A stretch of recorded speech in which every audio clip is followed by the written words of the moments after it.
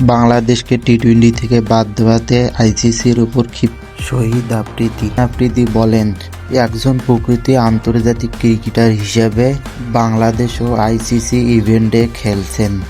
আজকে আইসিসির অনিয়ম আমাকে গভীরভাবে হতাশ করছে। 2025 সালে পাকিস্তান সফরে না যাওয়ার পক্ষে ভারতের নিরাপদ সংকল্পে আইসিসি মনে নিয়েছিল, কিন্তু বাংলাদেশের জন্য কেন এত অবিচার করানো হচ্ছে? অন্যপাশে পাকিস্তান ক্রিকেট বোর্ডের চেয়ারম্যান জানিয়েছে যে বাংলাদেশের সাথে অবিচার করা হয়েছে। পাকিস্তান ক্রিকেট বোর্ডের চেয়ারম্যান জানিয়েছে যে আমাদেরকে পাকিস্তান সরকার যাই বলবে তাই করতে আমরা রাজি।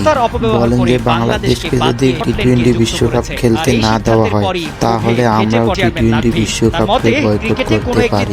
বাংলাদেশ আর পাকিস্তান যদি টি-20 বিশ্বকাপ না খেলে তাহলে আইসিসি অনেক ক্ষতির মুখে পড়বে।